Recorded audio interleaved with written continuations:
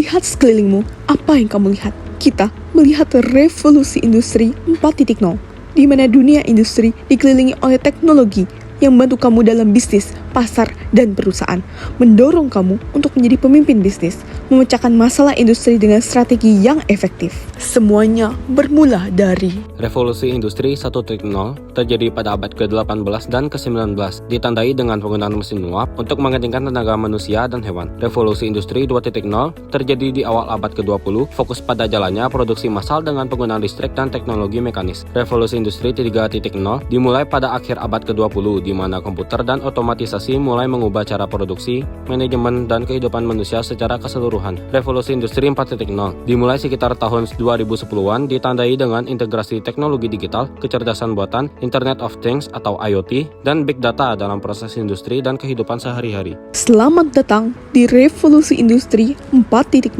Revolusi Industri 4.0 atau Cyber Physical System merupakan revolusi yang menitik beratkan pada otomatisasi serta kolaborasi antara teknologi cyber. Revolusi 4.0 ini muncul di abad ke-21 dengan ciri utama yaitu penggabungan antara informasi serta teknologi komunikasi ke dalam bidang industri. Dengan kemunculan revolusi ini mengubah banyak hal di berbagai sektor, di mana yang pada awalnya membutuhkan banyak pekerja untuk menjalankan operasionalnya sekarang digantikan dengan penggunaan mesin teknologi. Menurut Kanselir Jerman yaitu Angela Merkel pada tahun 2014 yang menyatakan arti dari revolusi industri 4.0 sebagai sebuah transformasi komprehensif dari segala aspek produksi yang terjadi di dunia industri melalui penggabungan antara teknologi digital serta internet dengan industri konvensional. Selain itu, menurut Slechtendahl DKK 2015 mendefinisikan revolusi industri yang menekankan pada unsur kecepatan dari ketersediaan sebuah informasi, yaitu sebuah lingkungan industri di mana seluruh entitasnya dapat selalu terhubung serta mampu berbagi informasi dengan mudah antara satu sama lain. Berikut komponen utama dalam revolusi industri 4.0.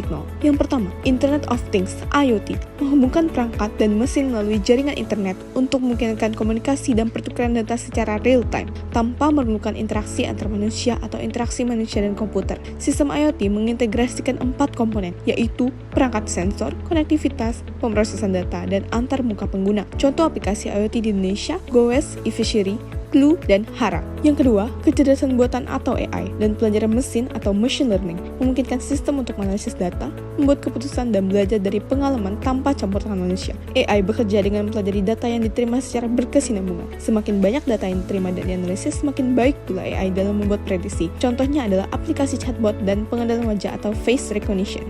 Yang ketiga, robotika dan otomatisasi. Penggunaan robot dan sistem otomatis untuk meningkatkan efisiensi produksi, mengurangi kesalahan manusia, dan menangani tugas-tugas berulang. Yang keempat, data besar atau big data. Mengumpulkan dan menganalisis volume besar data untuk mendapatkan wawasan yang dapat digunakan untuk perencanaan, prediksi, dan peningkatan proses. Namun bukan jumlah data yang penting, melainkan apa yang dilakukan organisasi terhadap data. Big data dapat dianalisis untuk mengambil keputusan maupun strategi bisnis yang lebih baik. Penyedia layanan big data Indonesia antara lain Sonar Platform, Pecos Platform, Warung Data, dan Databot. Yang kelima, ada sistem cyber fisik, integrasi antara sistem fisik dan digital yang memungkinkan interaksi yang lebih kompleks dan otomatisasi dalam proses produksi. Yang keenam, ada komputasi awan atau cloud computing, penyimpanan dan pengolahan data secara online, memungkinkan akses yang mudah dan fleksibel terhadap sumber daya komputer dan informasi, di mana pengguna komputer diberikan hak akses atau login menggunakan cloud untuk dapat mengkonfigurasi peladen atau server melalui internet. Ada 3 jenis model layanan dari komputasi awan, yaitu Cloud Software as a Service (SaaS), Cloud Platform as a Service (PaaS), Infrastructure as a Service (IaaS). Yang ketujuh, ada teknologi Augmented Reality atau AR dan Virtual Reality atau VR menggunakan teknologi untuk simulasi, pelatihan, dan pemeliharaan serta untuk meningkatkan pengalaman pengguna dan efisiensi operasional. Yang kedelapan, ada manufaktur aditif atau 3D printing, teknologi pencetakan 3 dimensi yang memungkinkan pembuatan komponen dan produk dengan metode yang lebih fleksibel dan kustomisasi yang tinggi dengan memanfaatkan mesin pencetak 3D atau 3D printing. Gambar desain digital yang telah dibuat diwujudkan menjadi benda nyata dengan ukuran dan bentuk yang sama dengan desain sebenarnya atau dengan skala tertentu. Yang terakhir, ada keamanan cyber atau cyber security, pelindungan data dan sistem dari ancaman cyber untuk menjaga integritas dan keamanan informasi.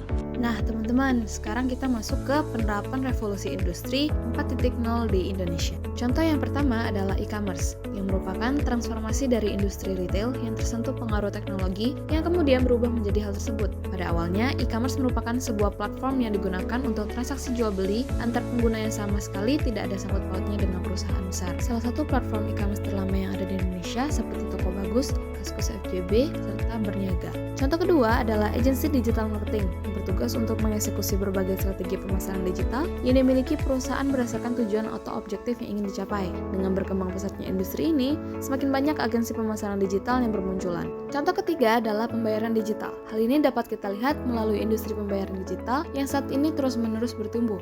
Pembayaran digital ini tumbuh dengan pesat karena memberikan kemudahan serta keamanan bagi penggunanya dalam melakukan transaksi. Pengguna dapat dengan mudah membayar tanpa memerlukan membawa barang lain saat keluar rumah dan hanya memerlukan gadget yang dibawanya setiap hari. Contohnya seperti GoPay dan Dana. Kompetensi yang harus ditingkatkan di era revolusi industri 4.0, kecerdasan buatan atau AI, dan analisis data, yaitu kemampuan dalam memahami algoritma, menginterpretasi data, dan membuat keputusan berdasarkan wawasan analitis, kemampuan teknologi, memahami dan menggunakan berbagai teknologi digital seperti Internet of Things atau IoT, cloud computing, teknologi blockchain, dan lainnya, keterampilan program dan pengkodaan. Pemahaman dasar tentang bahasa pemrograman dan keterampilan pengkodaan akan semakin penting, bahkan di luar bidang teknologi informasi. Ini dapat membantu dalam otomatisasi tugas-tugas, analisis data, dan pengembangan solusi berbasis teknologi. Kemampuan digital marketing dan e-commerce. Dalam lingkungan bisnis yang semakin online, kemampuan untuk memahami dan menggunakan strategi pemasaran digital, media sosial, dan e-commerce akan sangat berharga bagi individu dan organisasi. Dampak positif revolusi industri 4.0.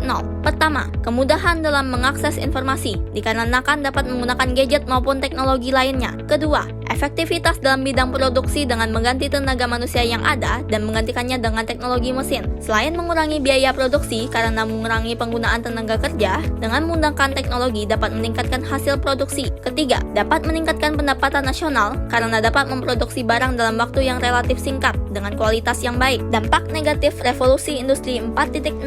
Pertama, lebih rentan terhadap serangan cyber. Hal ini dikarenakan proses produksinya menggunakan mesin teknologi. Oleh sebab itu, sangat penting untuk memiliki sistem keamanan yang baik. Kedua, butuh biaya besar dalam investasi alat serta pekerja. Hal ini dikarenakan harus mengeluarkan uang untuk membeli alat terlebih dahulu, serta pelatihan keterampilan pegawai agar dapat menjalankannya. Ketiga, berdampak untuk lingkungan. Hal ini dikarenakan dengan penggunaan mesin yang ada, dapat menghasilkan polusi udara, limbah dalam jumlah besar, serta hal negatif lainnya yang dapat merusak lingkungan.